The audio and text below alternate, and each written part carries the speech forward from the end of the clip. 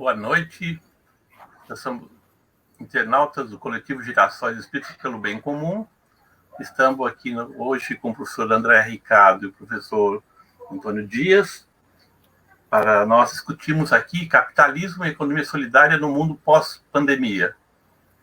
É um tema bastante complexo, amplo, né? Mas os dois professores certamente vão dar conta do recado.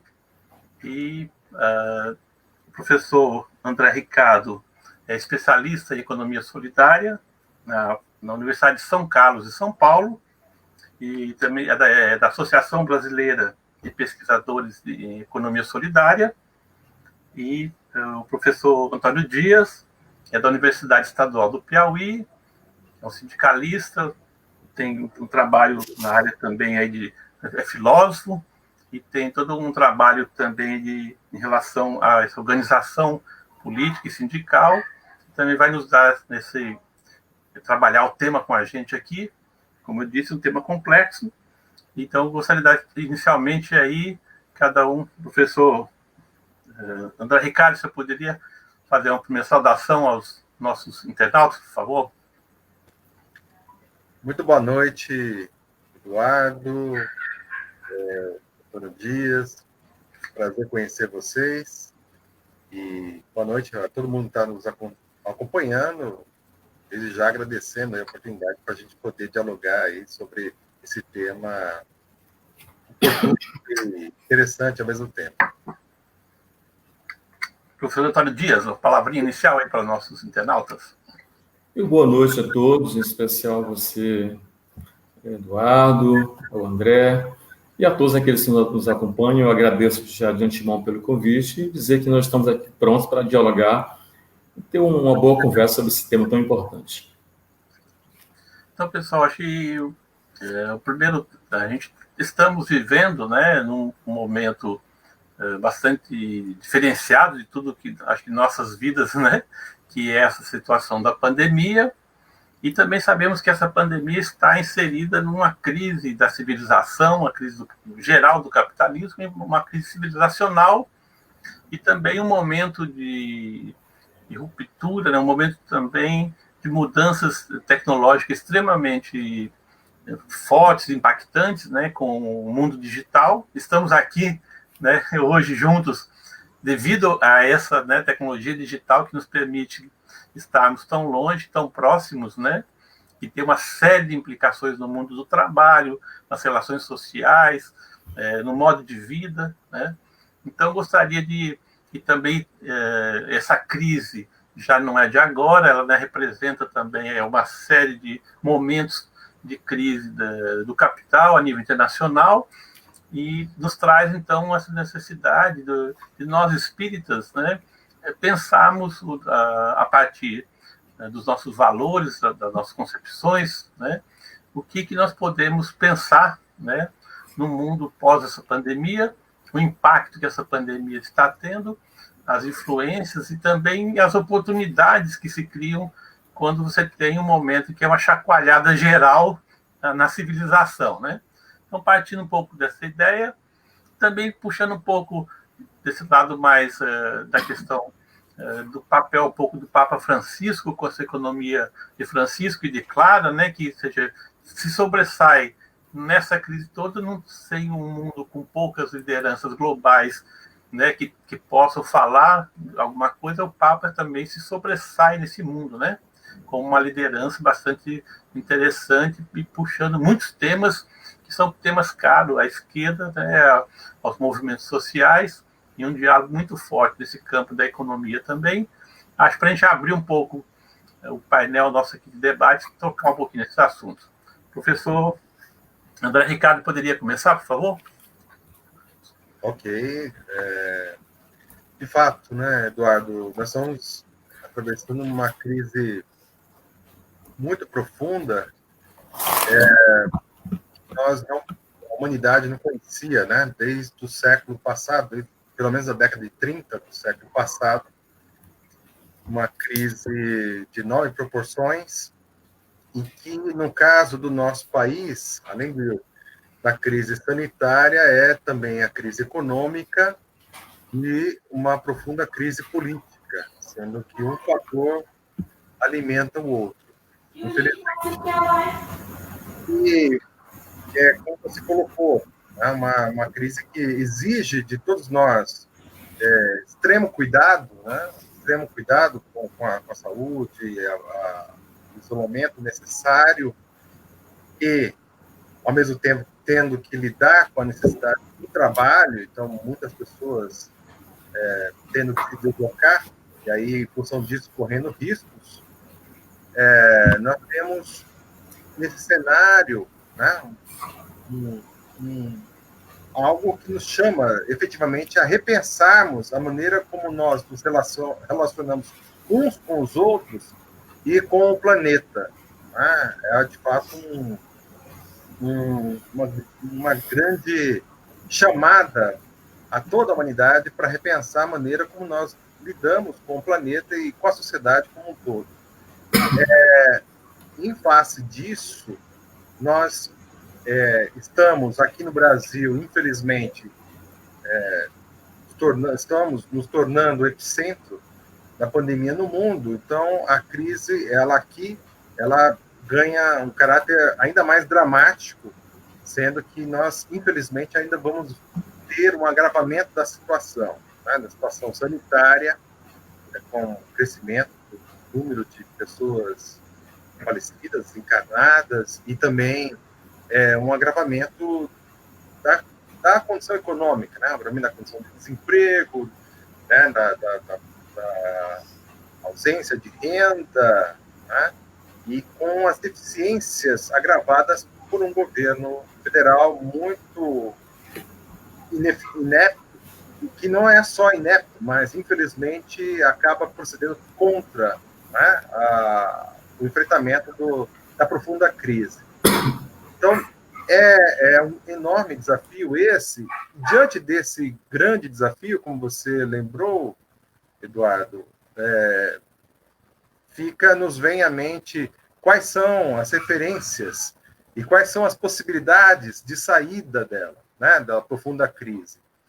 E nós temos, como você mencionou, o Papa Francisco como uma grande liderança mundial, para além do catolicismo, sendo reconhecido por espíritas, evangélicos, progressistas, budistas e outros mais, como um chefe de Estado e um líder que está chamando atenção para a necessidade do cuidado da casa comum, né, do planeta Terra, e com esse convite feito desde o 1º de maio de 2019 para organizarmos a economia de Francisco, que remete à experiência de Francisco de Assis, né, de uma relação com a natureza, de irmão com a natureza, e uma relação fraterna também com os mais necessitados. Então, a economia de Francisco é algo novo, ainda muita gente não conhece ainda, e que vem abarcar diferentes iniciativas, diferentes frentes de atuação, de militância, inclusive. Militância, eu até aprendi há pouco tempo com um amigo que o termo civilizantes, né, remete a uma outra civilização. Então, há civilizantes da economia de Francisco, entre os quais eu me incluo, e que nós estamos articulados no Brasil, temos no Brasil uma articulação brasileira de Francisco e Clara, considerando o papel da mulher, né, o papel de Clara de Assis e a necessidade de homem e mulher caminharem juntos, o equilíbrio de gênero, né, também. Então, nós organizamos essa articulação brasileira pela economia de Francisco e Clara, que conta com não só católicos, mas ela é interreligiosa, espíritas, evangélicos, e é uma iniciativa que está crescendo e procura reunir experiências que se contrapõem à grande contradição do capitalismo liberal, que já era contraditório antes da pandemia, e agora a sua contradição se agudizou, ela se tornou ainda maior, né? Nós estamos se há uma coisa boa nesse momento, é o fato de nós podemos tornar mais claro, mais explícito as contradições do capitalismo e a importância, por exemplo, que nós temos um Estado, né, um Estado que seja robusto, sobretudo em relação a políticas sociais e especificamente no caso da saúde pública. O nosso SUS, tão atacado, né, tão depreciado, ele é o Sistema Único de Saúde brasileiro, que é o maior sistema público de saúde do mundo. Ele tem uma importância imensa nesse momento. Muitas vidas teriam sido ceifadas se nós não tivéssemos a nossa rede de hospitais públicos, né? E isso é graças a uma política universal, né? Então, a crise vem mostrar, vem colocar isso, a importância de nós termos um Estado robusto, sobretudo em termos de políticas sociais. E uma outra coisa que eu queria aqui já apontar, que faz parte também da proposta de economia de Francisco e Clara, uma proposta que nós, inclusive, cunhamos em novembro do ano passado, um encontro nacional que ocorreu na PUC São Paulo, em que, naquele momento, nós divulgamos uma carta, a Carta da Economia de Francisco e Clara, e lá consta, e no evento, inclusive, participou o nosso querido Eduardo Suplicy, que é um velho civilizante da causa da renda básica da cidadania, né? Já há 3 décadas que o Eduardo Suplicy se dedica a esse tema, e a renda básica, que agora nós temos no Brasil uma renda emergencial, que foi aprovada devido a uma ampla mobilização da sociedade civil e partidos de esquerda, sobretudo PT e PSOL. Lembrar que o governo tinha uma proposta inicial de apenas R$200 e foi aprovado R$600 em função dessa mobilização. É algo fundamental nesse momento para assegurar a sobrevivência das pessoas, algo que tem sido adotado por mais de 50 países, e economistas liberais do mundo têm defendido isso, e ela faz parte da proposta de economia de Francisco e Clara, e que nós imaginamos, desejamos é que essa política se torne perene num cenário pós-pandemia, que nós tenhamos uma renda básica de cidadania para todo e qualquer indivíduo, e que isso garanta a sobrevivência do indivíduo, e mais do que isso, o fato de você ter uma renda básica da cidadania em vigor faz com que os salários não sejam puxados para baixo, faz com que as pessoas não tenham que se submeter a qualquer tipo de trabalho para sobreviver, e isso contribui para que os salários não sejam extremamente reduzidos. Então, essa é uma das frentes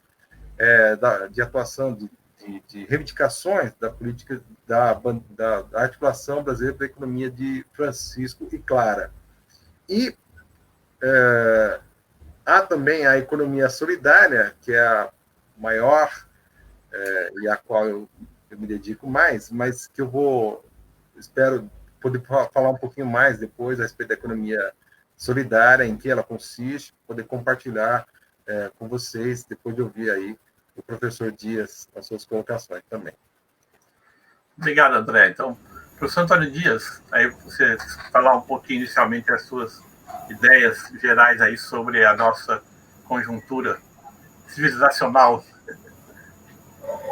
Então, mais uma vez, boa noite. Bom, eu não quero ser aqui um contraponto do André, de forma alguma, tá bom? Não é meu propósito, né? Mas digamos que eu tenho visto, não sei se por conta mesmo do distanciamento, dessa situação que a gente vive, né, de não poder estar em contato mais direto com o outro, né, e o quadro social, político, econômico do Brasil mundial, e eu olho essas coisas a partir sob a ótica de um pesquisador que eu pesquiso, que eu gosto muito, que é o Karl Marx, né? E, por conta disso, eu tenho um olhar talvez mais exigente, criterioso e talvez, alguns poderiam dizer, pessimista acerca do quadro que a gente está vivenciando da crise coronavírus mundial. Eu diria que, na verdade, a gente vivencia duas grandes crises mundiais, né? Uma que podemos dizer que é circunstanciada, essa do Covid-19, porque em algum momento a gente vai ter uma medicação, uma vacina que vai trazer a cura para esse mal, né? A outra crise parece mais complicada e complexa, né? Aí eu vou dizer que essa é a crise do capitalismo. Essa parece já ser quase ad eterno, né? O Marx dizia que o capitalismo vive de crises. De modo que poderíamos dizer, para trocar as palavras, que temos a pandemia do coronavírus e o pandemônio do capital convivendo, né? E essas duas coisas se encontrando, evidentemente que a gente se instalou uma situação quase caótica, digamos assim, né? Não só no Brasil, mas em termo mundial, o Brasil, pelas questões específicas, né, políticas, da política brasileira, talvez o quadro ainda mais agravante ainda, né? Como bem já foi dito, o Brasil já está aí já indo para o topo, né, mundial, do quantitativo não só de casos, mas também de mortes, né? Vamos superar, talvez só não vamos conseguir superar os Estados Unidos, mas o restante a gente vai passar assim de boa, rapidamente, né? Então eu tenho esse olhar mais crítico e exigente sobre isso, né? Porque as duas crises, as duas pandemias, a pandemia e o pandemônio, matam, né? Elas matam. Cada um a seu modo, digamos assim, né? As mortes do coronavírus a gente vai conseguir estancar em algum momento. A do capital, essa é mais preocupante, porque, assim, eu tenho conversado com colegas da direita, da esquerda, do centro, em cima do muro, enfim, e há uma visão muito otimista, eu diria, da maior parte das pessoas, de que quando a gente sair e superar essa situação do coronavírus, a gente vai voltar para um estágio, uma situação melhor, né? Fala-se num novo normal, né? Essa expressão mais dita nos últimos dias, e a gente escuta o tempo todo as pessoas dizerem assim, quando tudo voltar ao normal. E eu fico pensando, mas o que é voltar ao normal, né? É voltar à condição de vida social regida, dirigida pela lógica do capital e os poderes do capitalismo. Esse é o nosso normal diante da pandemia. E tudo indica que o capital vai conseguir contornar essa situação, né, pandemônica que o atormenta por enquanto, né? Ele vai conseguir se metamorfosear, ele vai conseguir fazer um arranjo aí para que possa voltar a ser ele o meio dominante, né? É claro que a crise incomoda a lógica do capital. Não estou dizendo que o capital está se dando bem com a crise de forma alguma, né? Pelo contrário, o capitalismo está muito incomodado, o capital está muito incomodado com a crise do coronavírus, porque essa crise ela provoca exatamente aquilo que o capital não quer. O que a crise está provocando, na verdade, em termo mundial? Vamos dizer assim, é o não trabalho, né? Ou o trabalho parcial. E a gente sabe que o motor da riqueza, da produção, é o trabalho, né? E quando não se tem trabalho, quando o trabalho é pouco, é de menos, evidentemente que as riquezas geradas são menos. Daí o incômodo, né, digamos assim, em termos mundial, e as pressões que governantes sofrem para que a economia volte a funcionar na época da normalidade, né? De modo que eu vejo muito assim, que enquanto tivermos essa situação em que o capital domina, e ele dominava antes, não perdeu a rédea da situação e continuará a dominar depois, creio eu, enquanto persistir essa situação, a gente vai ser muito difícil construirmos, digamos, laços de solidariedade. Eu tenho muita simpatia pela proposta que o André bem colocou, né, da Cis Clara, pela ideia da economia solidária. Acho que isso é uma coisa importante, uma causa muito justa, que vale a pena a gente lutar assim. Mas eu ainda vislumbro que, sob os ditames do capital, a gente não vai conseguir, né, vivenciar experiências, digamos assim, digamos, que possam prosperar nesse sentido, né? Porque essas experiências solidárias, elas são anticapitalistas. Se você olhar para aquele que é o cerne do capitalismo, ele é a pregação do individualismo, é o culto ao individualismo, o culto ao acumular, ao egoísmo, sabe, a eu ter isso, ter aquilo mais. Quer dizer, a solidariedade ela tem pouquíssimo espaço dentro da lógica capital. Eu tinha um professor em Fortaleza, quando fiz o meu mestrado, o professor Kleber, ele dizia, e eu concordo plenamente com ele, ele dizia assim, olha, não tem ninguém mais cristão do que o Marx, sabe? Não tem coisa mais próxima do cristianismo que a teoria marxista, porque ela prega precisamente isso, né? Que todos possam ter, todos possam ser solidários, que nenhum possa explorar o outro, que ninguém possa alienar o outro, que ninguém possa oprimir politicamente, explorar economicamente, alienar culturalmente, educacionalmente, moralmente. Mas essa situação, ela me parece que persiste e não será substituída brevemente, digamos assim, que pese as tentativas, e eu acho que é uma tentativa louvável do Papa Francisco, né, de encaminhar nesse sentido, e propostas outras que nós temos pelo mundo, de construir uma economia solidária, uma economia, digamos, onde as pessoas possam ser incluídas, mas a lógica do capital, os poderes que o capital mobiliza, são no sentido de excluir, digamos assim, né? Se por algum momento circunstancial a gente vê que parece que o capital está cedendo, está sendo bonzinho ao conceder, por exemplo, um auxílio, a gente sabe claramente que, no fundo, ali a preocupação maior de muitos dos gerentes do capitalismo não é tanto com as vidas humanas que se perdem, né? Mas a preocupação em preservar aquela vida para que ela possa voltar ao trabalho e continuar a gerar lucros para eles. Essa é a preocupação primeira. Não é uma preocupação com a condição humana, com o ser humano, né? De modo que esse contexto, na verdade, ele me traz a situação de, digamos assim, você poderia dizer que é pessimismo, mas eu diria que é de um realismo, que eu acho que é importante a gente tentar ver as coisas também da forma real, como elas são concretamente, né? Para que possamos construir, digamos assim, sonhos pautados em condições objetivas, concretas, que possam, digamos, ser bem fundamentados e prosperar quando houverem as condições mais adequadas. Mas a lógica do capital ela é muito perversa nesse sentido, né? E o capital ele mobiliza muitos poderes para se manter no poder. Tem uma coisa que é interessante, eu gostaria de acrescentar, é que quando eu falo assim a lógica do capital, a gente parece que eu estou falando apenas de uma questão meramente econômica, né? E parece que o objetivo maior do capitalismo é dominar economicamente. Eu diria que essa é uma consequência, o domínio econômico é uma consequência. Na verdade, o capital precisa e faz e busca e mobiliza poderes. Que poderes esses que ele mobiliza? Poderes estatais, em geral, por exemplo. A gente vê, por exemplo, todos os estados que eu falo aqui, os entes que governam, municípios, estados, sabe, nações, todas elas se mobilizaram para salvar empresas, né? Enquanto o trabalhador recebe lá uma miséria de R$600, né, um auxílio emergencial, ou nem recebe, o governo rapidamente se apressou e colocou bilhões nas mãos dos grandes bancos, das grandes empresas, né? Então, o Estado é um desse instrumental mobilizado pelo capital para fazer valer a sua lógica. E eu, recapitulando o que eu estava dizendo, a lógica do capital, na verdade, o interesse maior do capital, a necessidade que o capital tem, na verdade, primeiro, é de existir como lógica social. Ou seja, o que é isso?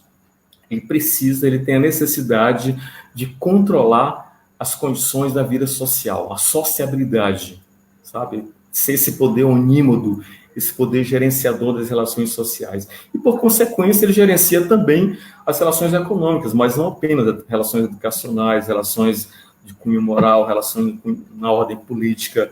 Esse é o objetivo do capital. E me parece que está, assim, digamos assim, essas estruturas do capital estão tão bem estabelecidas que não me parece que elas serão, digamos assim, abaladas por essa crise do coronavírus, né? O capital, eu creio, vai tirar isso de letra, tá? Mas, assim, eu penso mesmo, de qualquer maneira, que não estou dizendo que as coisas estão perdidas, que desistamos, por favor, mas acho que precisamos ter muito pé no chão, né? Porque, assim, o novo normal que vai chegar, com passarmos as condições de superarmos a crise, a pandemia, e pudermos voltar à normalidade, entre aspas, digamos assim, o capital voltará com muito mais sede para explorar, né? A gente não pode ter muita dúvida disso, para recuperar o tempo perdido, inclusive, né? E aí, quando a gente tem essa situação, digamos, caótica, sobra pouco espaço, digamos, para uma solidariedade sistêmica. A gente tem, sim, né, atitudes solidárias. Na casa espírita que eu frequento, tem, imagino que onde vocês participam também, há essas atividades. Em outros ordens religiosas, ONGs, enfim, há uma série de agentes e pessoas e grupos, até grandes, Médicos Sem Fronteiras, que estão aí a postos fazendo solidariedade, e isso é uma ponta de esperança. Mas isso são coisas tópicas, né? Quer dizer, essa ideia da solidariedade precisaria ser uma coisa mais sistêmica, ser uma coisa mais global, né? Como é global a lógica do capital, como é global o domínio do capitalismo. Então, eu queria encerrar por aqui essa minha fala inicial e retomar a palavra para o colega que está na mediação. Obrigado. Obrigado, professor Antônio Dias. A Lídia está entrando aí com uma questão que acho que tem tudo a ver com isso, né? A Lídia Palesca, nossa colega do coletivo Girassóis, Espírito pelo Bem Comum, socióloga aqui em Fortaleza. E como reverter a lógica do capital, né? Ela pergunta: é necessário o controle do Estado da gerência da economia? Qual o papel da sociedade civil? Acho que esses 3 temas são amplos, né? Deixa aí no ar para vocês também ir trabalhando com eles. Mas eu queria também que, um pouco, acho que essa provocação trazida pelo Antônio Dias, né? Do que qual é um pouco essa configuração, né, que ele tão bem descreveu, da lógica do capital, né? E como que aqui a questão dessa sociabilidade, como que ela é trabalhada, né, do ponto de vista da economia solidária, e um aspecto que está colocado, né, que são 2 temas que nós precisamos ver aí, né? Que foi, primeiro, a questão do poder, mas nós chegamos até aqui, e acho que o Harari, quando coloca no seu livro Sapiens, né, que faz essa trajetória de já um bocado de tempo, né, como se diz no popular, que nós estamos no planeta Terra, nós geramos o capitalismo, né? Enquanto espécie, enquanto dividido em classes, em grupos e sociedades, né, geramos esse bicho que nós estamos dentro dele, né? Então, acho que são temas interessantes, né? Como é que nós vamos desmontar essa lógica que funciona hoje, né? E se nós montamos isso, de certa forma, cada um individualmente não monta, mas como espécie nós montamos isso, organizamos dessa forma as nossas relações. Significa que nós podemos alterá-la, né? Então, como a professora aí, André Ricardo, trata um pouco essa questão da economia solidária e esse papel da economia solidária nessa sociabilidade tão bem colocada aí pelo professor Dias, né? O professor Dias colocou muito bem a necessidade do realismo. E aqui vale lembrar um grande pensador, também, o Antônio Gramsci, e afirmava que somente o realismo é revolucionário. Então, é fundamental sermos realistas, não podemos, de modo algum, dourar a pílula, e tem toda razão em afirmar que o capitalismo muito deletério, já era bastante deletério antes da pandemia, e há uma tendência forte de se tornar ainda mais, né? Ainda mais nocivo, ainda mais perverso, né? Nós estamos vendo aí um exemplo rápido disso, prático. O lucro dos bancos, né? Uma coisa escandalosa. O grau de lucro que as instituições financeiras continuam tendo nesse contexto de crise, né? Isso é uma mostra do caráter bastante perverso e contraditório do capitalismo. E que, como você bem colocou, né, Dias, há uma tendência à agudização disso, né, no contexto também pós-pandêmico. E aí, de fato, Marx é um pensador fundamental para entender o mundo moderno. Nenhum outro pensador fez o diagnóstico do capitalismo com tamanha precisão quanto Marx o fez, né? Com o exacerbado. Porém, Marx, se foi um grande pensador para entendermos o mundo moderno, né, para a sociologia, para a filosofia, para a economia política, enfim, é um autor fundamental para entender o capitalismo e dissecá-lo. Marx deixa um pouco a desejar em termos da proposta de superação do capitalismo, né? E ele foi um autor que, como dizia um professor meu da USP, o saudoso Chico de Oliveira, diferente de outros autores, tal como Max Weber, por exemplo, que só queria entender, o Marx não queria só entender, ele queria intervir, ele queria a transformação, a superação do capitalismo. E ele buscou, ele teorizou nesse sentido.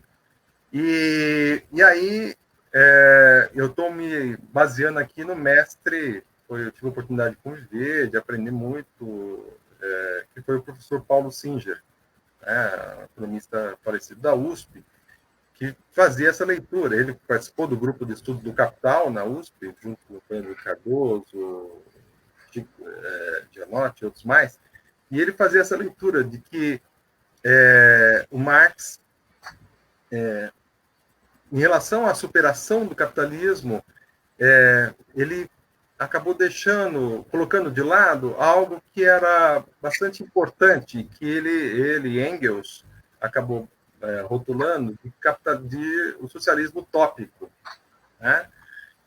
E depois outros pensadores vão considerar a contribuição de Marx e Engels como o início do capitalismo científico, né?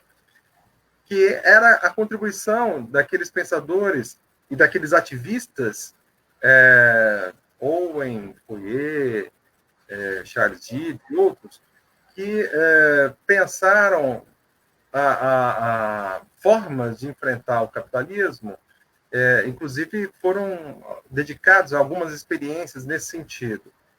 E isso está na base daquilo que veio a ser recuperado pelo próprio Singer como a proposta da economia solidária. O Singer trabalha isso, para quem tiver interesse, no livro Utopia Militante, Repensando o Socialismo, né? Em que ele vai discutir, ele vai dizer que a superação do capitalismo, você tem a diferença entre revolução política e revolução social, né? A revolução política é uma coisa rápida, a revolução social é uma coisa lenta, que demora, né? Então, o professor Singer, nesse livro, analisa como é que se deu a revolução social que gerou o capitalismo, né? A passagem do feudalismo para o capitalismo, e vai refletir uma possível revolução social, que também é lenta, de superação do capitalismo, né? E nesse sentido, que ele vai apontar, e vai chegar a uma contribuição teórica, a meu ver, fundamental, a ideia de que a democracia, ela embora algumas vezes ainda rotulada de democracia burguesa, a democracia é algo contrário ao capitalismo. A democracia, quando radicalizada, ela contraria o capitalismo. Então, essa ideia forte, a ideia está no cerne da proposta da economia solidária, que Singer desenvolve o conceito de implantes socialistas. Então, você tem as experiências de empreendimentos econômicos solidários, de autogestão, de vivência igualitária e democrática, em que você não tem a figura do patrão, todos os trabalhadores produzem, repartem os ganhos, é uma experiência que o Singer denominou de implante socialista, né? Pensando no socialismo construído de baixo para cima, de maneira que leva em consideração os aspectos culturais, né? Até para lembrar um pouco, o Gramsci também foi alguém que sofisticou a avaliação marxista da perspectiva da busca da superação do capitalismo, né? E é interessante porque o Singer vai apontar que há outros implantes socialistas. Então, você tem, para dar um exemplo, a ideia de orçamento participativo, por exemplo, né? É algo que você democratiza os recursos públicos municipais e algo que pode ser universalizado para outras instituições e, se nós pensarmos, até mesmo para os recursos públicos do Estado como um todo. Ou seja, a ideia de você democratizar o Estado. E aí, efetivamente, o Estado ele tem um papel fundamental nesse processo de busca da superação do capitalismo, na perspectiva da construção de um socialismo que tenha a democracia como algo estrutural. Né? Então, a economia solidária, enquanto essa ideia de implante socialista, assim como orçamento participativo e outras formas, elas se somam e devem se combinar com algo mais desafiador, que é a democratização do Estado e dos recursos públicos. Né? E aí, isso vem... a pergunta que foi colocada, como reverter a lógica do capital? Né? E aí, você tem a economia solidária como uma das frentes de atuação para buscar superar a lógica do capital. Ela, longe de ser a única, né? Você tem várias outras frentes que devem se combinar nisso. Por isso que essa ideia da economia de Francisco, lançada pelo Papa, é uma ideia forte, no sentido que ela busca combinar várias frentes de ação contrárias ao capitalismo e necessariamente levando em conta a preservação ambiental. Né? E a ideia do ecossocialismo, a ideia do professor Michel Levy, né, que esteve conosco também na PUC quando a Articulação Brasileira de Economia Francisco e Clara foi lançada. Né? Acho que aqui vale a pena dizer um pouco a respeito da economia solidária, em que ela consiste, né, para quem não é familiarizado com isso. Né? A economia solidária consiste em você ter empreendimentos em que os trabalhadores, não há a figura do patrão, eles repartem os ganhos. Mas ela vai além disso, porque a ideia é que você tenha empreendimentos solidários praticando a intercooperação, né? Em que você tenha cadeias produtivas inteiras de empreendimentos de economia solidária. Então, aquela mulher que pede a latinha na praia, já terminou, posso pegar? A ideia, e de repente pode compor uma cooperativa de catadores. Né? A ideia é que a empresa que vai produzir a janela de alumínio num programa Minha Casa Minha Vida possa ser uma empresa autogerida também, né? E que ela tenha, da parte do Estado, condições favoráveis para atuar no mercado, entende? Então, essa é a perspectiva, vamos dizer assim. Né? E aqui eu queria... nós estamos falando de economia solidária, eu queria colocar aqui, interessante, duas coisas. Primeiro, há uma semelhança de pensamento de Paul Singer, né, com um pensador muito caro para nós, para os espíritas, que é Leon Denis. Né? Leon Denis, que é interessante, né? Está ali na obra Socialismo e Espiritismo, uma visão, né, que ele tem de que o socialismo deve ser buscado, e aí a perspectiva educativa, né, da transformação do indivíduo, né? E o Singer colocava muito esse aspecto também, né? A questão da transformação do indivíduo para buscar mudar a estrutura, porém sem deixar de lado também a atuação política e aí a conquista do governo e do Estado, né? E para os espíritas, eu até comentava um pouco antes com o Eduardo, que vale a pena mencionar uma coisa, porque a economia solidária está presente também numa obra que foi considerada pelo próprio Chico Xavier como a principal obra decorrente da sua mediunidade. Né? E eu comentei isso com uma amiga, Adriana Jäger, lá do Rio Grande do Sul, e ela me estimulou a escrever um pequeno texto sobre isso, mostrando. E eu acabei fazendo esse textinho que mostra que Paulo de Tarso, ao se deparar com, lá na Casa do Caminho, a condição subalterna, né, dos primeiros cristãos ali em relação à aristocracia judaica e a angústia de Simão Pedro, Paulo de Tarso sai nas suas viagens missionárias a coletar recursos e depois de muitos anos ele volta, entrega, e aquilo é destinado à formação de um empreendimento de economia solidária, né, de uma comunidade de trabalho, como é chamada ali. Então, eu tive a oportunidade de contar isso ao professor Singer, ele ateu, se dizia ateu, no entanto, era a pessoa mais espiritualizada que eu conheci, essa que é a verdade.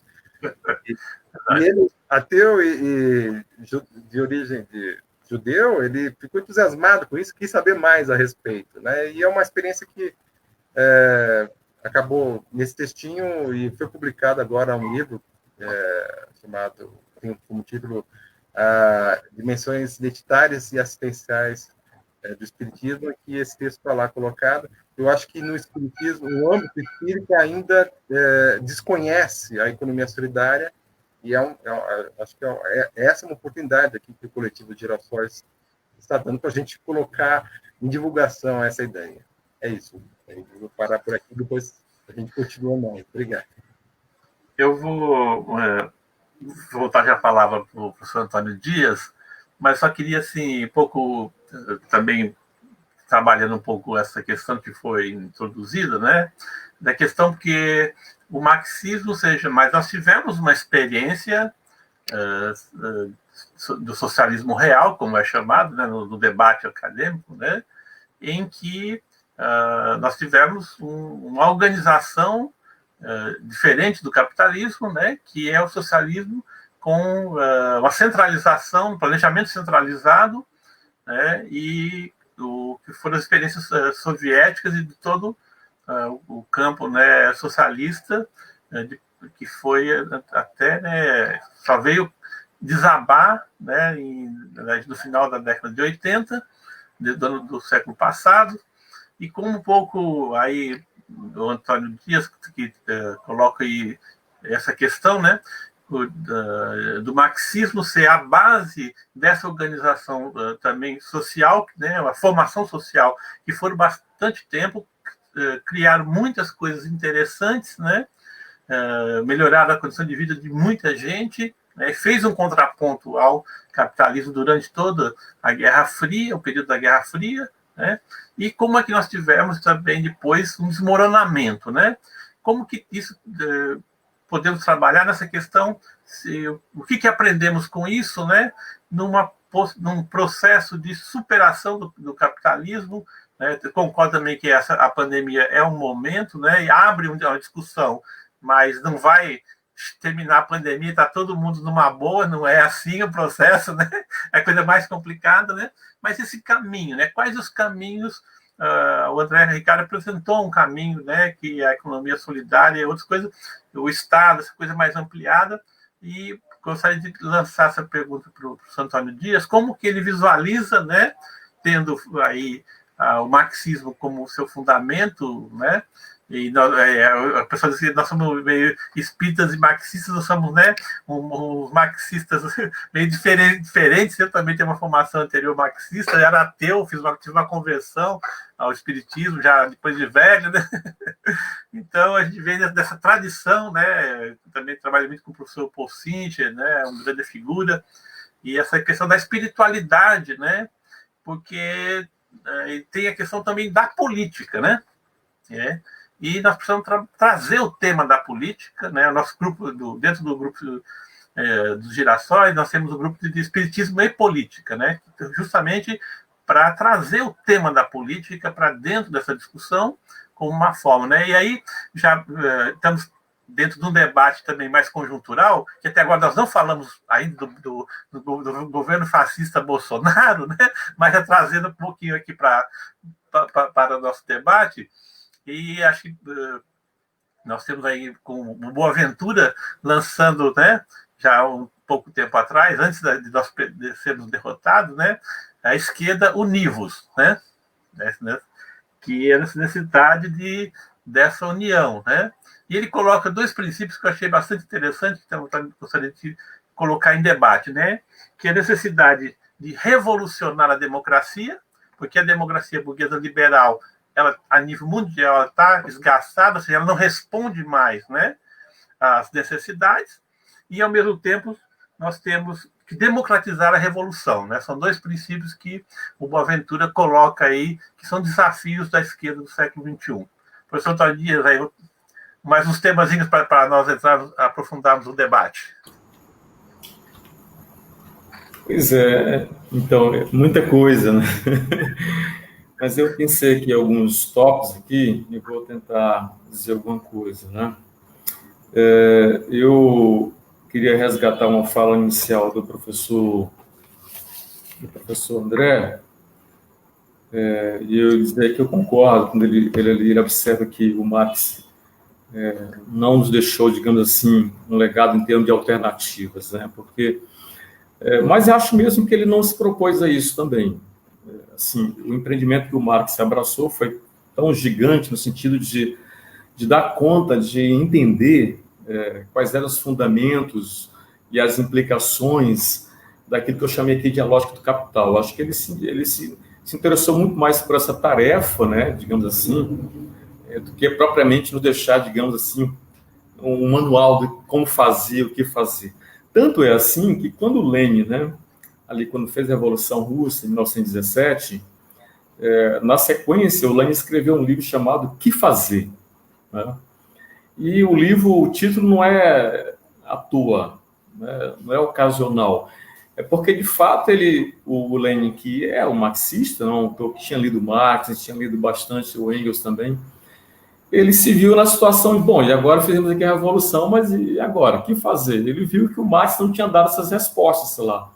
Não estavam dadas as respostas para ele nesse sentido, né? De modo que eu acho que a partir daí também a gente pode compreender, assim, a experiência russa, uma experiência leninista e depois stalinista, né, que se afastou bastante mesmo do marxismo. Experiência leninista, digamos ali, digamos inicialmente inspirada, respaldada em teorias do Marx, né? Nesse sentido, eu acho que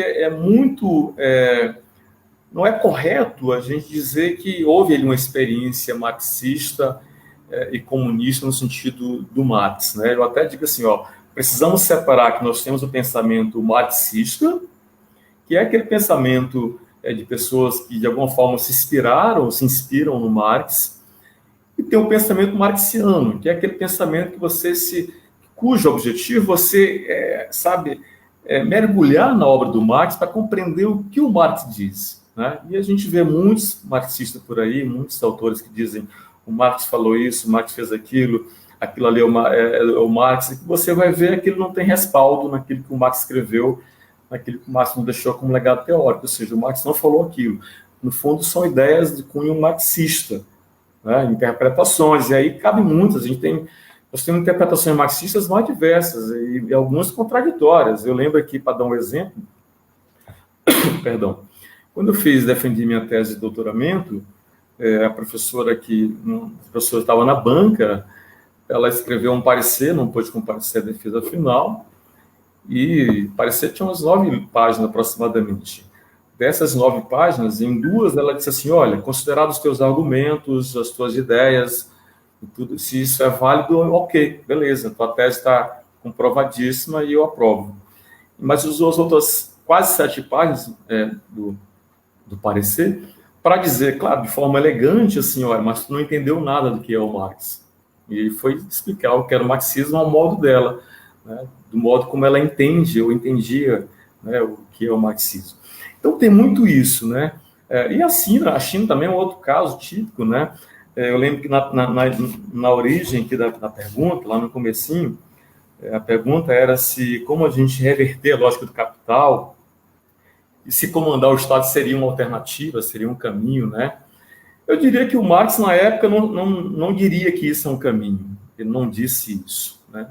Talvez tenha razões, eu creio que tem tido razões para dizer que não era, porque se o Estado hoje, a gente vê o Estado como um Estado a serviço do poder burguês, e dirá no século XIX, ali na metade do século XIX, isso é ainda muito mais contundente. Então, ele teria as razões para dizer o que disse, que o Estado é o poder executivo do interesse burguês, né? Mas talvez não dissesse isso hoje. Talvez ele dissesse isso de outra forma, não dissesse daquela forma que o Estado é algo tão desprezível. Eu acho que o Estado pode ser, sim, uma alternativa, né? E a gente, digamos, chegar ao poder. Não o Estado pelo Estado, apenas assim. O Estado como instrumento, como meio, né? Porque eu tenho muita simpatia pela essa ideia da economia solidária, da questão da autogestão, né? O Marx certamente apontaria nessa direção.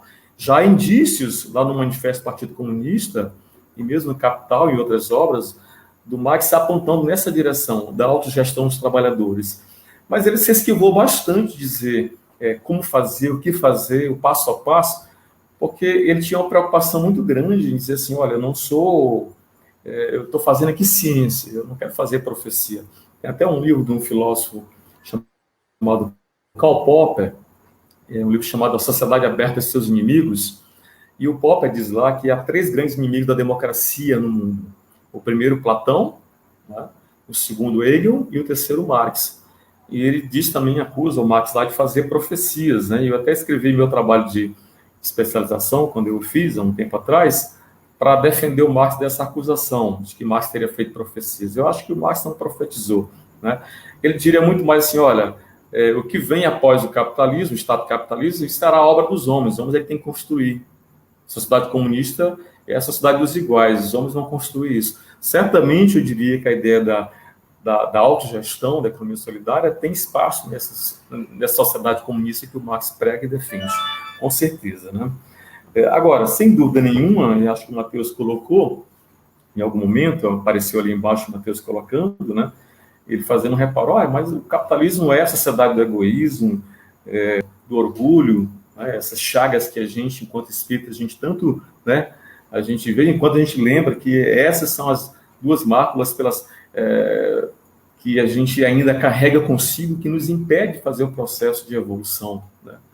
Que impede, esbarra o nosso processo evolutivo.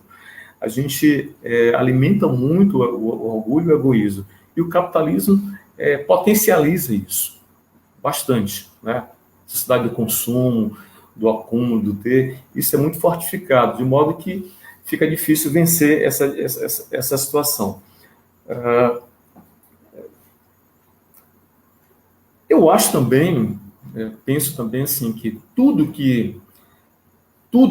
aquilo que confronta, que vai de encontro à lógica do capital, ao capitalismo, qualquer iniciativa nesse sentido, eu acho que é um caminho, de modo que eu estou dizendo aqui que não há o caminho, né?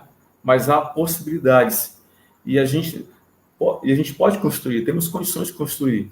O que eu disse na minha fala inicial é que essas possibilidades talvez a gente não esteja conseguindo aproveitar, né? Então, assim, eu fico muito preocupado mesmo quando a ânsia das pessoas em voltarem para, quando tudo voltar ao normal. E na minha lembrança, o normal, sabe, é a situação em que a gente tem exploração escancarada, né? Exploração econômica, operação política, alienação intelectual, cultural, educacional. Então, quer dizer assim, se é isso que estamos esperando do pós-pandemia, né, então a gente pode ter muitas boas expectativas, né? Agora, se a gente começar a buscar alternativas e, digamos, disseminar essas alternativas e ser sujeito, né, também dessas alternativas, porque é importante também a gente não ficar só proclamando discurso, vamos fazer isso, vamos mudar aquilo e tal. Eu digo para os meus alunos, muitas vezes, assim, chamo a atenção para eles, olha, não podemos mudar o mundo no WhatsApp, nas redes sociais, né? A gente é envolvido, participo lá de movimentos sociais, aqui pelo sindicato, pela CSP com lutas, e eu lembro que eu fui participar de um movimento que os alunos haviam chamado, haviam se organizado, e chegamos lá, tinha 5, 6 pessoas. Aí disseram assim, não vamos fazer. Eu disse, não, vamos fazer com quem está aqui, com quem quer fazer, né? Daqui a pouco a gente se organizou em grupos, fomos em salas de aula, daqui a pouco já eram uns 30, 40, e fizemos o movimento, né? E depois eu fui fazendo a análise da crítica, eu disse assim, olha, a gente não conseguiu avançar, vocês quase desistiram de fazer o ato, Por quê? Por que quase desistiram? Porque organizaram pelo WhatsApp. As pessoas dão sim, o ok, que concordam, que são revolucionárias, que vão mudar o mundo, mas ali, escrevendo ali. Então, assim, é preciso que a gente seja sujeito histórico, a gente possa estar lá, participar, ser ativo de fato, né? Eu acho que isso é que falta. Então, esse compromisso, com esse tipo de atitude, né, da transformação não só de si, mas do outro e do mundo, que a gente precisa avançar. Então, a minha fala inicial é nesse sentido, que eu estou vendo a gente muito parado, a gente muito estático quanto a isso, a gente muito apenas sonhando em que em algum momento volte a ser como era antes. Quer dizer, o novo, sabe? O novo que vai vir, na verdade, é o velho que vai ressurgir com outra roupagem. Ou não, porque a roupagem parece ser a mesma. Né? Não vejo disposição. A gente não pode esperar que essas mudanças venham daqueles que estão gerenciando, que são, digamos, os maiores beneficiados pela lógica do capital, pelo capitalismo. A desigualdade social talvez seja a chaga principal escancarada por essa pandemia. Acho que não tem perspectiva de que isso possa ser sanado. Né? As pessoas estão recebendo R$600 agora, algumas pessoas, e eu vi ontem uma senhora dando uma entrevista e dizia assim, tipo, olha, eu estou recebendo R$600 por mês, e quando eu estava trabalhando eu ganhava menos, então para ela está até bem agora nesse sentido, ela vai voltar para a situação mais miserável que ela. Ou seja, de alguma forma ela está torcendo para ficar, entre aspas, torcendo para ficar como está. Né? Então, olha que situação a gente se encontra. Né? Então, agora, de fato, é difícil construir assim alternativas, né? Mas eu acho mesmo, como ressaltei, que o Marx não se propôs realmente a isso, né? Ele entendia mesmo que a sociedade comunista ela viria no futuro, e aí não disse quando seria esse futuro, mas um futuro em que as condições para manutenção, preservação e sustentação do capitalismo não fossem mais possíveis. Tem uma expressão que o Marx usa lá em algumas obras, mas no Capital, por exemplo, de que a gente, quer dizer, o capitalismo vai tentando contornar a situação, para minorar as dores do parto. Ele vai tentando contornar as crises, porque ele sabe que essas crises o atingem. Ele vai tentando se resolver por ali, se acomodar, para ir escapando, digamos assim. Né? Mas, assim, essas crises, elas são fissuras. E eu diria que o coronavírus, ele criou, assim, tem criado fissuras no capitalismo. Ele, por exemplo, reconheceu ao capitalista, ele obrigou o capitalista, melhor dizendo, a reconhecer uma coisa que é muito caro, é muito presente na obra do Marx, e que é muito verdade, que não há trabalho sem o trabalhador, não há riqueza sem o trabalho. Né? Quando o trabalhador não pôde mais exercer sua função, quando ele teve que ficar em casa, né? Então, toda a lógica do capital, ela diria, ela não parou, mas ela desacelerou fortemente. E a ânsia que se tem agora, né, minha preocupação nesse sentido de trabalhadores e também do empresariado, do capitalismo no geral, é para voltar ao antes, ou seja, voltar ao processo, né, da desenfreada da lógica do capital. Então, acho que isso é que é preocupante. Né? Fora isso, um último ponto que eu gostaria acho importante também colocar, que, assim, como bem vocês colocaram, né, lembrando as raízes, fazendo um link aí entre as raízes intelectuais, o pensamento de esquerda e o espiritismo, né, e aí pensando um pouco no movimento espírita, de modo geral, eu fico muito contente com essa iniciativa aí de vocês de Fortaleza, do colega Eduardo Lima, que é o meu contato aí, que fez o contato comigo, de que vocês possam estar fazendo esse tipo de debate rico, né, próspero, né? Eu queria lembrar, por exemplo, que a época da eleição de 2018, eu também tentei fazer uma iniciativa nesse sentido aí, não consegui muitos adeptos, né? Porque a gente viu lá o quanto, né, as pessoas, os nossos colegas, nossos confrades, né, experienciavam, né, aquele momento de eleição conturbado politicamente de uma forma que, na meu ver, é muito equivocado, né? Claramente se colocando a favor de posições retrógradas, posições que... E pior, né, dizendo como se aquelas posições, todas elas, apesar de retrógradas, apesar de confrontar, digamos, a igualdade social, de confrontar a democracia, de confrontar o nosso direito, enfim, nossa liberdade de expressão, eram, de alguma forma, para muitos deles, ideias que tinham amparo, de alguma forma, em princípio do doutrina espírita, né? Isso, quer dizer, num completo equívoco, né? Estou colocando isso já para fazer uma provocação aqui, a gente, quem sabe, na sequência, falar um pouquinho do nosso caso brasileiro, do nosso amado presidente, né? Obrigado. Nós já estamos com 1 hora de debate, de conversa, né? Gostaria de passar para o professor André Ricardo, né? Para ele tapar um pouquinho essas questões que foi colocada, né? E acho que está um pouco sendo em pauta aí, essa relação, né, entre o capitalismo, a superação do capitalismo e o que nós colocamos como o que seria essa transição planetária, que também é um tema aí que roda muito nos nossos centros espíritas, né? Que é esse processo, né? Como é que vai se dar isso, né? Acho que o Antônio Dias colocou muitos elementos aí, que ele precisa fazer, nessa hora final, um bate-bola mais rapidinho, um outro, para a gente também, acho que a gente explanou bem, assim, do ponto de vista conceitual, para a gente ir entrando um pouco na conjuntura, mais já agora, e alguns temas com mais curtos a intervenção de cada um, pode ser? Ok, só uma pequena observação.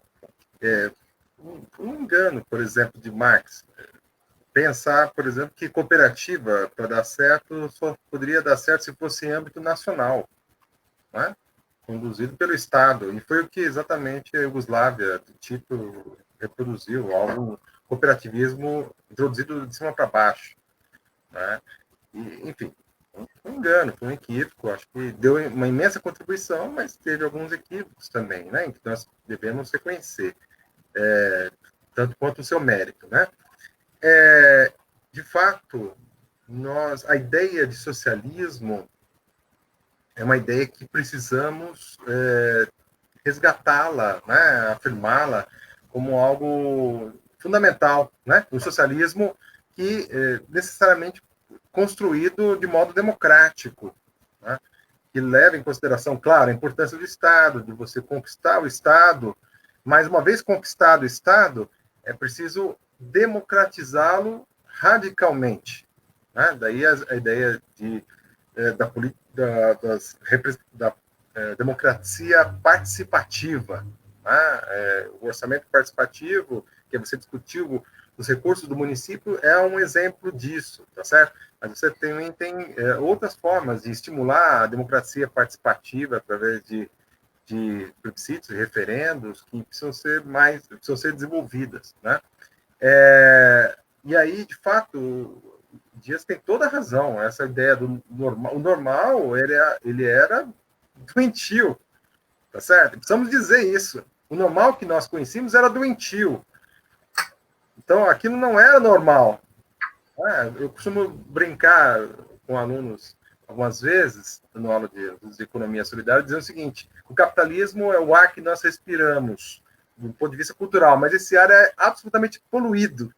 Então, esse é o normal. O normal esse é o normal do capitalismo, ainda mais do capitalismo neoliberal.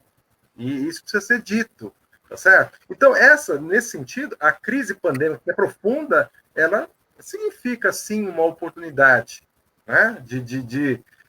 Nós estamos numa encruzilhada histórica, vamos dizer assim, nesse contexto da transição planetária, onde há um agravamento muito grande da tensão, crescimento de suicídios, casos de suicídios, né? E muita gente desencarnando em face da pandemia e de outros motivos também.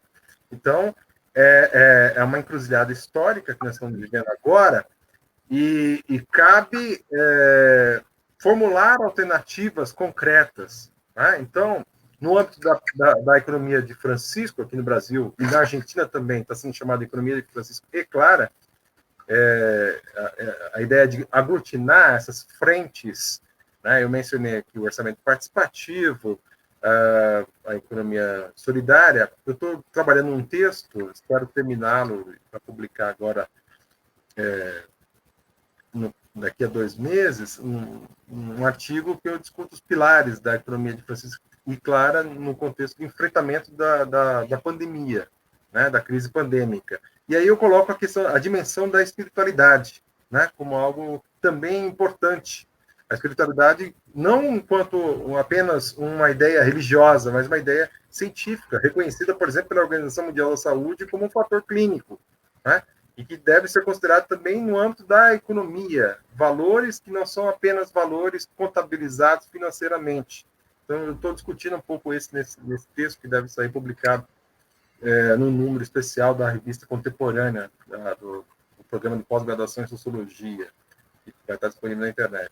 Mas, por exemplo, uma coisa importante, e a economia solidária tem essa contribuição, a ideia de recuperação de empresas, de processos falimentares, tá certo? Houve isso na Argentina, no contexto da crise de 2001, muitas empresas quebraram e houve a formação de um movimento de fábricas, não somente fábricas, mas outras empresas de outros tipos, de outros ramos econômicos que foram recuperadas. Então, esse é algo que nós vamos ter que encampar aqui no Brasil, recuperar a experiência dos anos 90, né, de trabalhadores de empresas autogestionárias, recuperadas, né? E também vamos ter que a economia solidária vai ser muito solicitada, porque a ideia de que emprego, né, a política pública voltada para emprego, ela vai ter que trabalhar, vai ter que conviver com a política pública voltada para a geração de trabalho e renda, não necessariamente emprego formal, assalariado, né, que é próprio da economia solidária. Para dar um exemplo, nós estamos aqui em São Paulo, a região Brasilândia, que é o distrito onde há mais mortes em São Paulo. Formou-se uma rede solidária na Brasilândia e muito interessante, já distribuiu milhares de máscaras produzidas por costureiras da região, e agora vamos começar a aplicar um questionário para levantar informações sobre os trabalhadores, as suas qualidades, as suas características, e como é que eles poderiam ser aglutinados em empreendimentos de economia solidária, porque nós não teremos emprego formal, né? Em grande medida nós não teremos, então teremos que organizar esses trabalhadores coletivamente, né, em empreendimentos de economia solidária. Então terá que haver um aprendizado da vivência democrática, né? Então a crise é grande, ela vai se aprofundar, e nós, em resposta a ela, que nós temos que colocar em ação é a prática solidária, porém, como o professor Antônio Dias mencionou, sem de modo algum deixar de lado o senso crítico, né? O aspecto crítico, e transformar isso em reivindicação de políticas públicas, né? Por exemplo, denunciar o caráter fascista, por exemplo, do atual presidente da República, até genocida, né? Ele como grande fomentador da morte e destruição. Então nós precisamos trabalhar essa perspectiva também, não é somente vivenciar a solidariedade, mas vivenciar a solidariedade com o senso crítico e com caráter politizante, no sentido de você reivindicar um outro modo de governar que se paute pela democracia radicalizada. Então, esse é o grande desafio que nós temos pela frente, né? De enfrentar a realidade tal como ela é, na sua grande dramaticidade, praticar a solidariedade tanto quanto estiver ao nosso alcance, e, ao mesmo tempo, manter o senso crítico e a perspectiva politizante, né, tendo como horizonte a ideia de uma democratização radicalizada, que é isso, que é o cerne da ideia de socialismo igualitário, democrático, construído de baixo para cima, na perspectiva fraterna, que está no pensamento do Paulo Singer e do Leon Denis, que foi dois autores pensadores que têm muito em comum e que, para mim, são referências para nós espíritas nesse momento também. É isso, obrigado. Antes de passar a palavra para o Antônio Dias, eu queria fazer também um pouco uma certa intervenção, aqui, saindo um pouquinho só de mediador, o debate se faz. Eu acho que uma questão que está relacionada com a questão do egoísmo, também o Eduardo Moreira lançou um livro bem recente agora, né, que ele trata essa questão, que a dinâmica do capital, ele faz uma separação, que a economia, né, retomando um pouco as ideias lá da Grécia ainda, a economia como a gestão das coisas da vida, né, as necessidades básicas, né, com uma hierarquia de necessidades, e o capitalismo ele trabalha justamente o quê? Nessa coisa, nessa ampliação, nessa replicação cada vez maior, né, que é o que leva a você ter uma situação de esgotamento, né, e é isso que gera a crise ecológica, né, o esgotamento dos próprios recursos da natureza, né. Então o capital ele esgota esse processo, né. Então nós temos a economia ecológica. Eu tive essa semana um debate com o professor Fábio, que trabalha a economia ecológica, né, que traz esse ponto também, né. Então acho, para nós espíritas, também ver que o que ele coloca, né, que a separação entre a economia do desejo, né, o desejo é infinito, e o capitalismo com o marketing, né, e as buscas, então sempre tem uma insatisfação, né, com as questões materiais, e você sempre vai querendo mais, e isso é o motor dessa coisa desenfreada, que é o crescimento econômico, né, ilimitado. E nós estamos num mundo limitado, né, e temos uma lei da entropia, né, que os economistas liberais e também uma parte dos economistas marxistas, tá certo, ignoraram muito tempo que essa terceira lei natural, né? Então, isso ficou uma externalidade, então você não leva em conta, né? Então, acho que a crise da civilização, do ponto de vista ecológico, que nos leva a gente ter que não só defender o socialismo, mas o ecossocialismo, né? É que acho que é uma proposta que nós avançamos um pouco mais na relação do homem com os outros seres vivos. Eu acho que isso é uma coisa mais recente, né? Que não estava naquele período ainda da formulação dos estudos de Marx, mas a dinâmica, né? E a questão do fetiche da mercadoria, que é um tema muito caro a Marx, né? E toda a trajetória posterior. Então, acho que nós temos elementos hoje também sendo colocados, né? E acho que tudo isso está entrando um pouco nesse bolo da economia de Francisco, né? A economia circular, a economia ecológica, né? A economia feminista, né? Ou seja, o reconhecimento do trabalho, né? Das mulheres que sustentam, né? O trabalho reprodutivo, que não é contabilizado porque ele não é reprodutivo, ele não serve, ele não adianta nada para o capital, né? Assim, do ponto de vista, ele só serve para dar um suporte ao capital, né? Isso está relacionado também com a nossa sociedade patriarcal, né? E acho que o movimento das mulheres colocou isso fortemente, tem um impacto muito grande. Então, assim, eu vejo também com muitos elementos, né?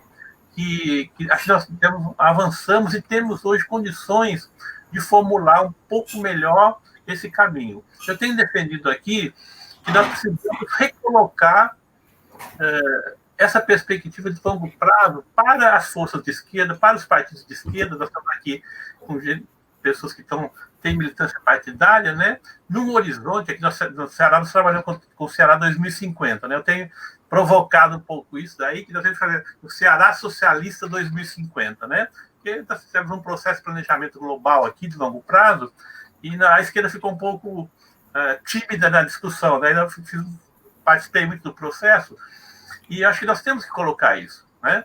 Essa visão de longo prazo, que essa transformação, ou seja, quando houve a Revolução Francesa, você já tinha um período muito grande, né, de experiências, né, burguesas que levaram à emergência daquele processo, né?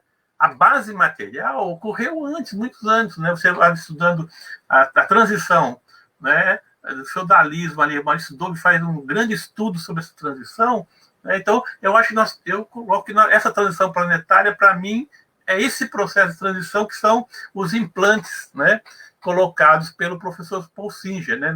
Nessas fissuras do capitalismo, nós temos que ir colocando, né, as nossas ideias e elas entrarem no processo de expansão. Então, nós temos que dar essa expansão das experiências, que eu chamo aqui, nós temos o quê? Os embriões, né, dessas experiências, elas estão em todos os lugares, né? em diversos setores. Nós temos o quê? É que interagir, fazer a interação entre elas, tá certo? E aí aproveitar toda a tecnologia das redes sociais, das plataformas, né?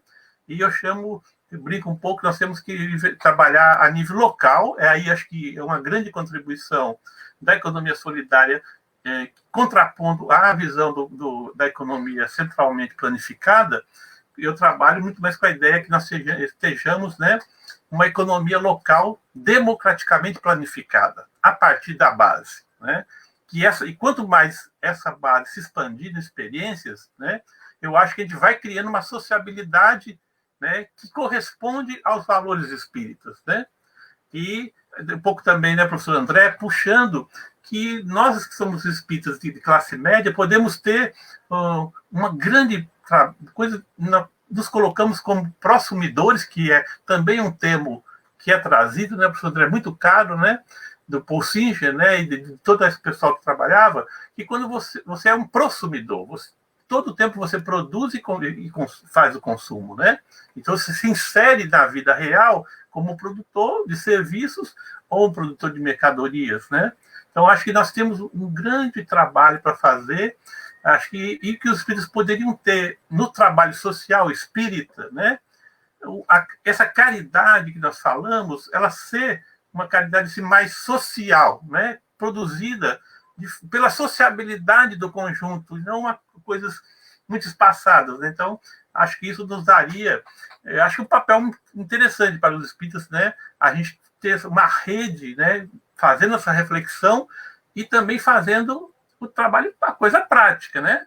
Porque nós temos que sair, tem a igreja em saída, né, do pessoal, dos católicos, nós temos que fazer esse movimento em saída dos centros espíritas também, né? Para fazer esse trabalho em escala. Eu acho que nós precisamos mudar a escala de intervenção. E nós temos condições objetivas e tecnológicas para fazer essa mudança de escala na nossa escala de atuação. Mas vamos passar a palavra ao Antônio Dias, que eu sou mediador, e ele se empolga com o debate. Mas o Fabrício colocou os temas, né? Acho que tem outras perguntas que apareceram. O professor Antônio anotou alguma coisa para a gente dialogar com os nossos internautas, né? Obrigado. Essa fala última sua, Eduardo, eu estava aqui ouvindo atentamente e lembrando, né, da famosa tese 11 do Marx sobre Feuerbach, né? Ele diz que os filósofos sempre buscaram interpretar o mundo, compreender o mundo, a gente precisa transformá-lo, né? E eu acho que esse é o ponto, né? A transformação. Claro que não há transformação se não houver a compreensão, evidentemente. Precisamos entender onde estamos, para onde vamos, que estratégias para poder, então, esse debate, a formação intelectual teórica é fundamental, a gente não pode desprezar, né? Você falando também aí, eu lembrei de um outro aspecto interessante, que, se a gente prestar atenção, a obra do Marx, chamada obra máxima, né, é O Capital. E não é o capitalismo. E por que não é o capitalismo? Né? Porque, para o Marx, o capitalismo é uma das fases do modo de existir do capital. O capital tem N fases históricas. O capitalismo, a época dele e na nossa ainda, é a fase atual vigente de existir do capitalismo, né? E possivelmente, talvez não seja a última, né? Motivo pelo qual a gente tem que olhar sempre a ideia do será 2050, talvez ainda tenhamos que pensar um pouco mais ainda para além de 2050. Mas é um processo, se a gente não começar a fazer, é um trabalho de formiguinha mesmo, né? Se não começar a fazer aqui na comunidade, no grupo, a gente não constrói, né? Então, isso é um processo, leva tempo, mas se não começar, então a gente não vai chegar, vamos ficar estagnado e vai ser pior, evidentemente, né? Eu estava aqui ouvindo aqui também ainda as falas, né? Você falava da questão do ecológico e como isso é importante, né? Se é verdade, e eu penso que é verdade, que os vírus, eles aparecem, via de regra, vírus e tantos outros malefícios, por causa da ação deletéria, destrutiva do homem sobre a natureza, pela ganância do homem. Ora, sem querer ser nenhum profeta aqui, né, mas nós temos muita chance de uma próxima pandemia ser bem aqui no nosso quintal na Amazônia, né, porque o que se destrói de natureza aqui no Brasil, como um todo, mas em especial na Amazônia, né, é uma festa.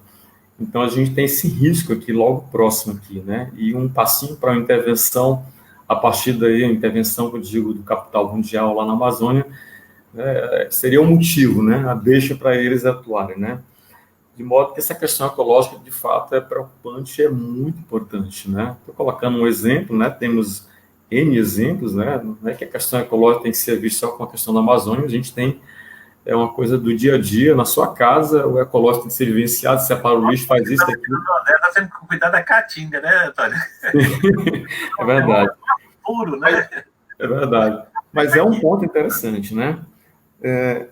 Eu estava aqui vendo as perguntas e o Francisco Dias aí, que me flerta como o Dias flerta com o meu também aí, né? Mas ele estava colocando uma questão, se o caso da Venezuela, né, o que acontece lá, se não é uma razão, uma motivação para a gente desanimar, digamos dizer assim, o socialismo não funciona, né? O comunismo, enfim, não vai dar certo, né?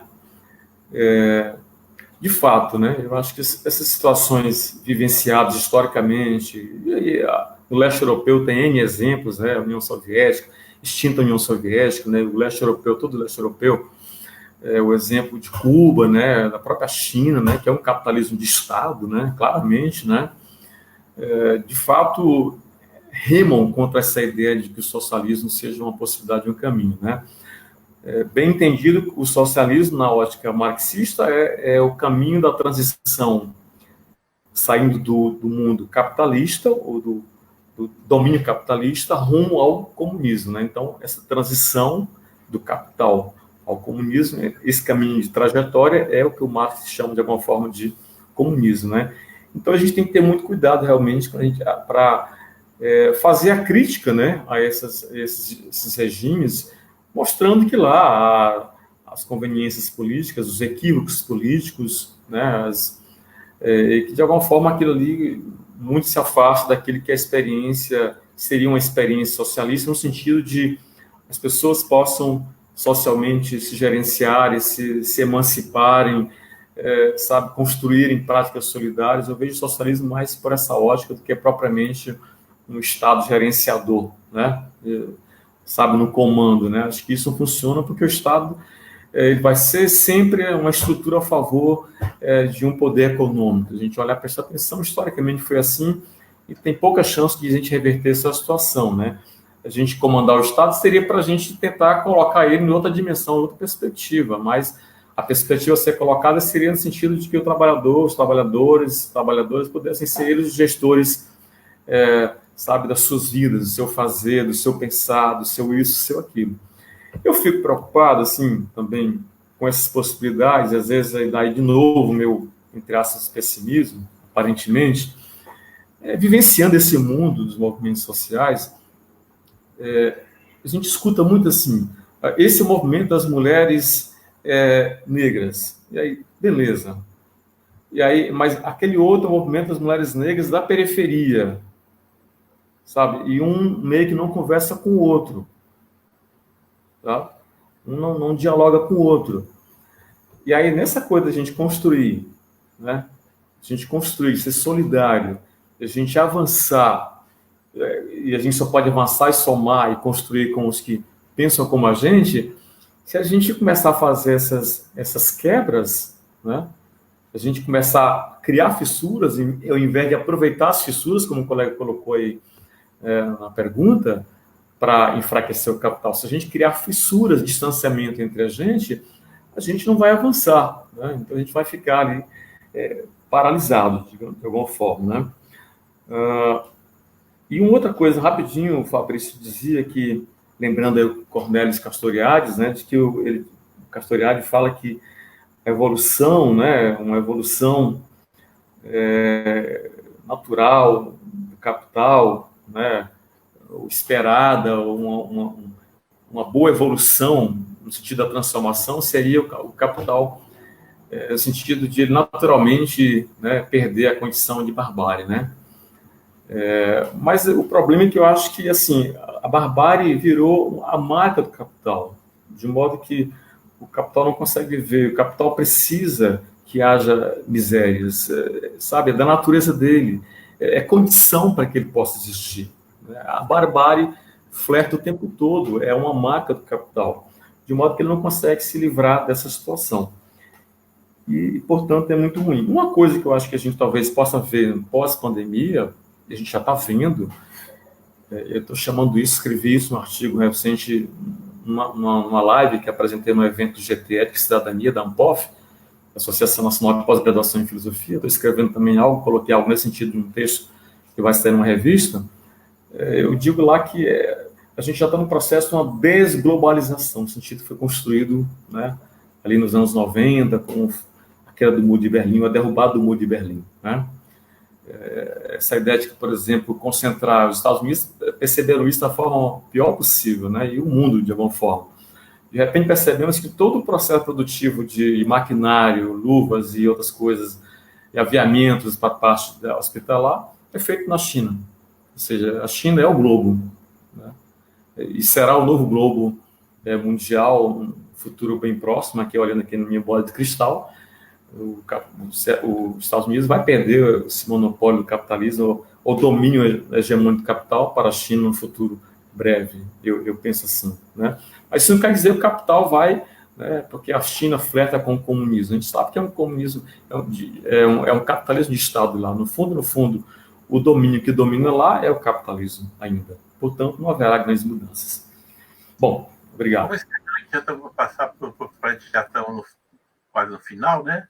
Para as considerações finais do professor André Ricardo, e depois a gente retoma aí uma fala final também do professor Antônio Dias. Né?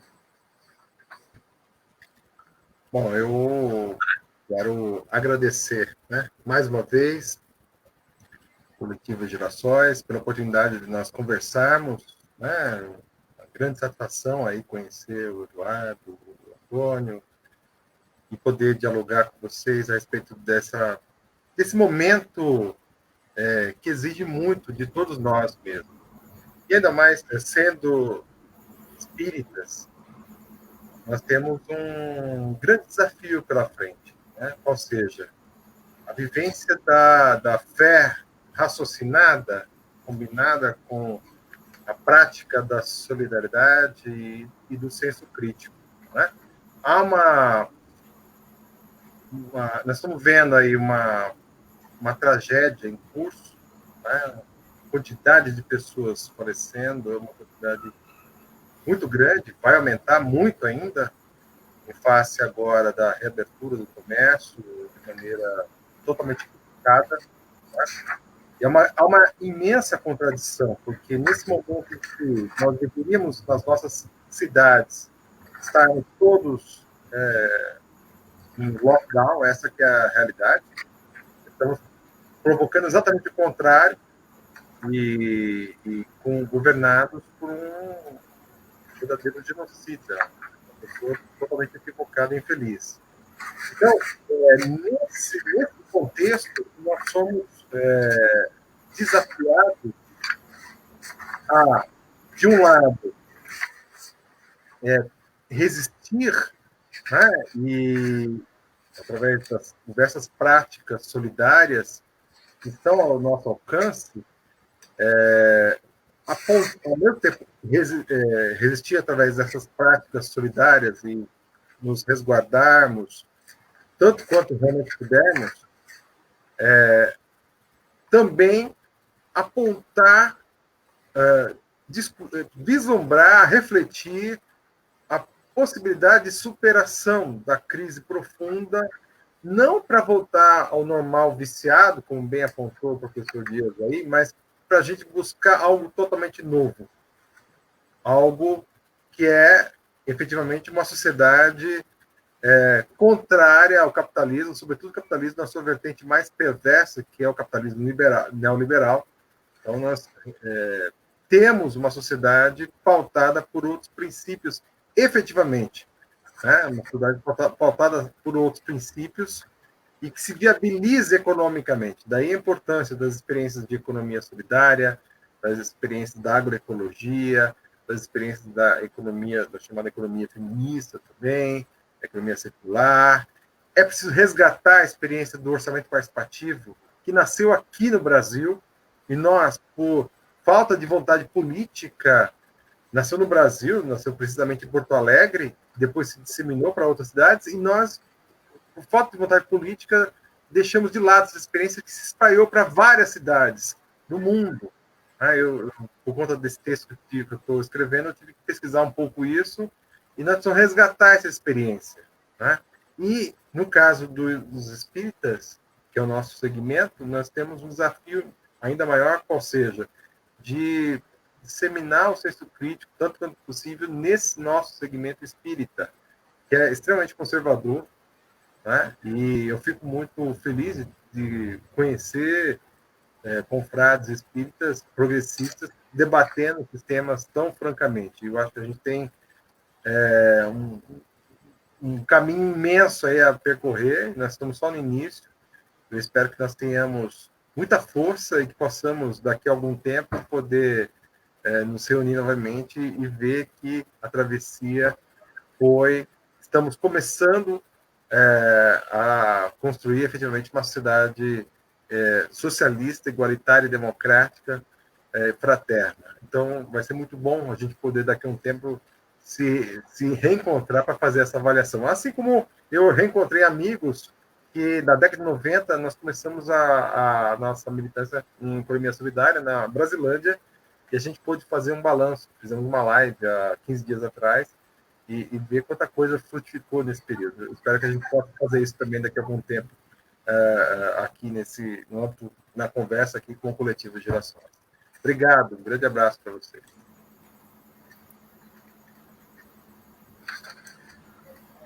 Professor Antônio? Bom, eu só quero agradecer o Eduardo pela mediação, o André pela parceria aqui no debate, agradecer aqueles todos que nos acompanharam aqui ao vivo nessa live. O tema é da maior importância, eu assim julgo. Eu creio que o debate tenha sido profícuo, tenha sido oportuno, e dizer assim que eu penso que a gente pode, de fato, evoluir, a gente pode aperfeiçoar as coisas não estão eternamente como um dado imutável, e a realidade não escapa disso. A realidade ela tem esse cunho dialético, né? Ela é mutante, imutável, e nós estamos aqui enquanto sujeitos, seres humanos, aqui encarnados, aqui nessa oportunidade, no plano terreno, também para isso, para agirmos, para sermos sujeitos, para fazermos alguma coisa no sentido da transformação. Eu penso que isso é perfeitamente execuível. Claro que exige da nossa parte o compromisso no plano teórico e no plano prático, e na conjugação dessas duas esferas, que é fundamental, né? O dizer e o fazer precisam andar combinados para que possamos, de fato, fazer uma mudança efetiva no mundo, né? Eu creio que, como já disse, já foi pontuado também, o Marx é um pensador que pode nos ajudar bastante na compreensão dessa situação, tem um olhar crítico. Claro que não permanecer lá no Marx, porque a gente tem que entender que a crítica que ele faz é presa a um tempo, né, ao século XIX, a gente precisa entender que estamos já no século XXI, mas usar ali os fundamentos da crítica do Marx ao capitalismo como base para compreender o capitalismo, e compreendendo fazer a crítica e vislumbrar rumos, alternativas, possibilidades. Enfim, enfatizar que eu creio mesmo que experiências como a ideia da economia solidária e tantas outras, da autogestão, e mesmo o exemplo último citado, né, do orçamento participativo, de fato são atitudes e atividades que podem, de fato, ajudar-nos a avançar nessa perspectiva, né? E seguirmos na luta, continuar em nosso meio, né, divulgando as ideias, como você colocou, como bem foi colocado pelo André, as ideias progressistas, digamos assim, para que possamos ter, digamos, um mundo melhor no futuro próximo, né? Então, agradeço mais uma vez e obrigado. Eu agradeço mais uma vez aí o André, né, o Antônio, né, aos professores que também trouxeram aí o tema, né, para que nós nos propomos aqui para a gente debater desse momento, né, de pandemia, o capitalismo e as que podemos ter para o futuro, né, e lembrar também que nós temos nesse momento, né, que o ódio, né, existe um gabinete para disseminar o ódio, né. Então nós temos uma questão democrática e uma questão aí de luta contra o fascismo, né, contra uma ação genocida, que nós precisamos nos posicionar, e deixando aí uma dica, aí, um desafio para o grupo, né, que aí nós temos no capítulo 12, né, do nosso evangelho, amar nossos inimigos, né? O que significaria amar os nossos inimigos nesse momento político aqui em que nós estamos vivendo no Brasil, né? Acho que é um tema instigante para nós espíritas, para uma ação política que seja baseada nos nossos valores. Obrigado e boa noite para todos os internautas.